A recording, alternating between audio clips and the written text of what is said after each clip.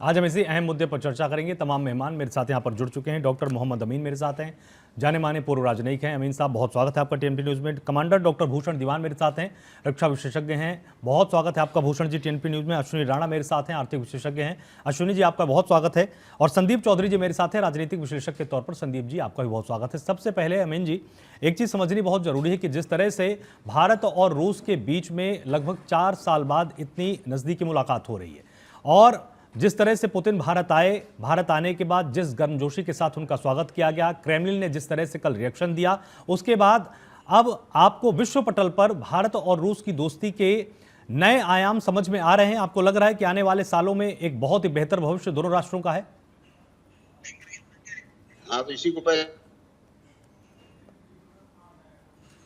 कर लो जी। आवाज आपकी आ रही, बोलिए आप। अमीन जी, अब तक मेरी आवाज आ रही है?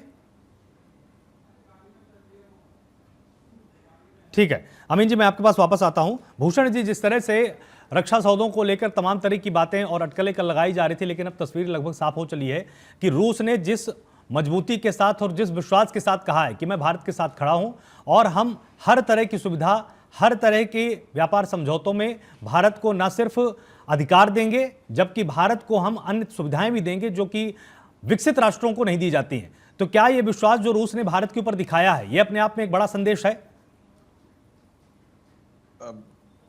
आलोक जी, कह भी सकते हैं बड़ा संदेश है, पर आगे वाला टाइम बताएगा, आने वाला टाइम बताएगा कि क्या ऑन द ग्राउंड क्या होता है। मेरी समझ में बहुत अच्छी ऑप्टिक्स रही हैं, बहुत अच्छी घनिष्ठता से बात हुई है। इतना अभी तक कहा जा सकता है, जो घनिष्ठता थी वो एक रीइंफोर्स हो गई है, वो पक्की हो गई है। पर ऑन द ग्राउंड क्या निकला है अभी देखना बाकी है। सवाल ये है कि मेरी समझ में रूस अभी भी मिडिल ग्राउंड, मिडिल पाथ बीच में चल रहा था, अभी भी शायद बीच में चल रहा है।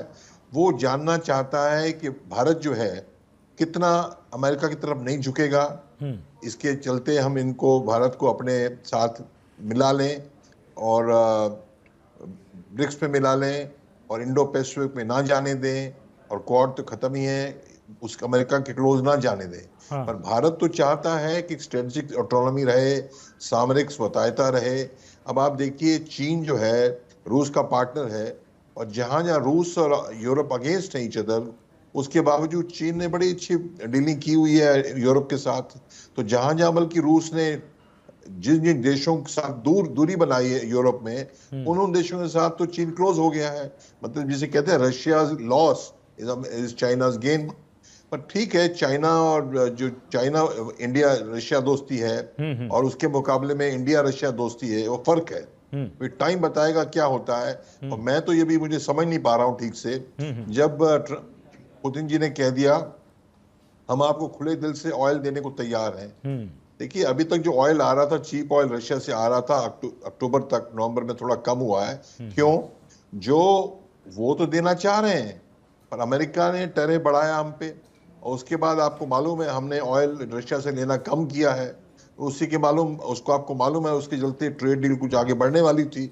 अगर आप रूस के पुतिन कह देते हैं हम देने को तैयार हैं, पर सवाल ये भारत कितना लेने को तैयार है। और साथ में मतलब ट्रेड में भी क्या हो रहा है कि लेने के लिए तैयार भी है, पर वो $65 बिलियन तो हमको इंपोर्ट करता है, और हम खाली $5 बिलियन के आसपास एक्सपोर्ट करते हैं रशिया को।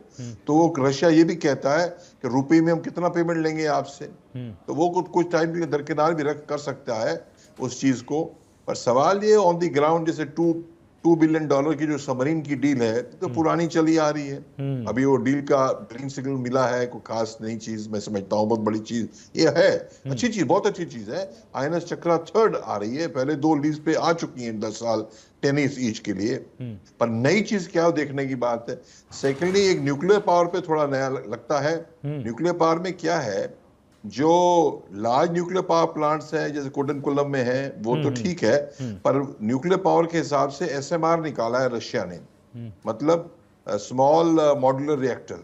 उनकी कैपेसिटी कम होती है, इजी टू मेंटेन होता है, वो पानी में खड़ा रहता है, लाइक ए जहाज, लाइक ए वाटर बार्ज। तो वो चाइना को भी दिया उन्होंने, वो उनका नया प्रोडक्ट है, वो अभी सक्सेस हुआ है, 2-3 लगे हैं अभी तक पूरी दुनिया में, वो भी हमको देना चाहता है, वो हम ले लेंगे, अच्छी बात है। और स्पेस में भी उन्होंने अच्छा रॉकेट देने की बात की है। पर जहां तक डिफेंस की बात है, न्यूक्लियर सबमरीन की बात 27-28 तक आनी है, ठीक है। और रेलॉस माने रेसिप्रोकल लॉजिस्टिक शेयरिंग अरेंजमेंट, इसके बारे में भी शायद हमको पता होगा, दर्शकों को पता होना चाहिए। 11-12 देशों के साथ हम ऑलरेडी कर चुके हैं। 4 साल पहले हमने अमेरिका से की है, और उसके पहले वियतनाम तक, सिंगापुर तक, यूके तक हमारी है रेलॉस रेसिप्रोकल लॉजिस्टिक अरेंजमेंट है। तो क्या होता है, समझिए हमारे भारतीय नौसेना के जहाज, जंगी जहाज नॉर्थ सी में, बाल्टिक सी में और आर्कटिक सी में, जहाँ पोर्ट्स हैं रशिया की, अगर वहां ऑपरेट कर रहे हैं, तो वहां ऑपरेट कर रहे हैं तो यहाँ से तो तेल और पानी लेकर जाएंगे नहीं। तेल, पानी, रसद लेनी है तो क्या वहां से ले सकते हैं वो रशिया से, रशियन वॉरशिप से? वो एग्रीमेंट हो गई भी, हाँ ले सकते हैं, एग्रीमेंट हो गई है। पहले मुझे याद है 40 साल पहले हम तो फ्रेश वाटर, जब रशिया था 1990 के पहले, 40 साल ही हो गया, उसके पहले रशिया से अगर हम फ्रेश वाटर भी लें, आपको पता है हर जो शिप होता है, वॉरशिप हो, मर्चेंट शिप हो, वो क्या खुद ब खुद पानी बनाता है, डिसैलिनेशन प्लांट होती है, फ्रेश वाटर चाहिए पीने के लिए। तो वो जब पानी मांगा हमने, तो उन्होंने कहा रुको, हम जरा मॉस्को से पूछते हैं। वो तो दिन उनके मॉस्को में सेंट्रलाइज कंट्रोल था। पर मतलब ये है कि अगर एक अंडरस्टैंडिंग है, एग्रीमेंट बना हुआ है, तो हम उनकी फैसिलिटीज यूज कर सकते हैं, सिंपल तरीके पेमेंट करके, सिंपल, कोई प्रमोशन वाली बात नहीं, और वो भी यूज कर सकते हैं। पर ये भी नई बात नहीं, लॉस भी 5-7 साल से लटका हुआ है, अंदर में लटका हुआ है। तो मतलब मैं ये समझता हूं कि दोस्ती का इजहार किया गया है, वहीं कायम खड़ी है। पर नई कोई हाइट बनी हो, ये समझ नहीं आता है। अब नजर आएगा ऑन द ग्राउंड। अब कहते हैं कि देखिए उनको, हाँ ये हो सकता है बहने, पक्की बात नहीं है। उन्होंने कह दिया है कि हम 1 मिलियन 10 लाख तक भारतीय लेके लाना चाहते हैं रशिया में काम करने के लिए। हो सकता है, होएगा। और क्यों होगा?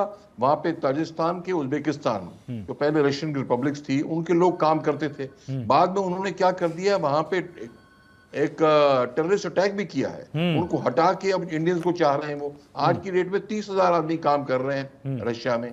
और सेकेंडली कम ठंडा भी हुआ है, रूस में जाने का अट्रैक्टिव इतना नहीं है, क्योंकि रूसी रूबल तो 1 रुपए के बराबर है, दिरहम तो अब साउथ रियाल तो 15-20 रुपए, डॉलर तो 90 रुपए। तो ये भी अब देखना हो कहां तक बैठता है। पर होता अगर जाता है तो घनिष्ठता बढ़ती है। तो आगे देखना है। शिक्षा के क्षेत्र में भी ये बातें हुई हैं, कितना कार्यान्वित होती हैं, इस पे सब निर्भर करता है। बिल्कुल। अमीन साहब, आप तक मेरी आवाज आ रही है?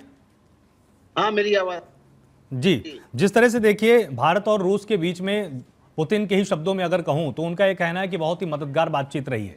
आगे कितना ज्यादा स्कोप आप देख पा रहे हैं, और जिस तरह से ध्रुव तारे की दोस्ती की संज्ञा भी आज यहां पर दी गई है, कितना व्यापक है, और साथ ही क्या एक बड़ा मैसेज पूरे विश्व को आज गया है?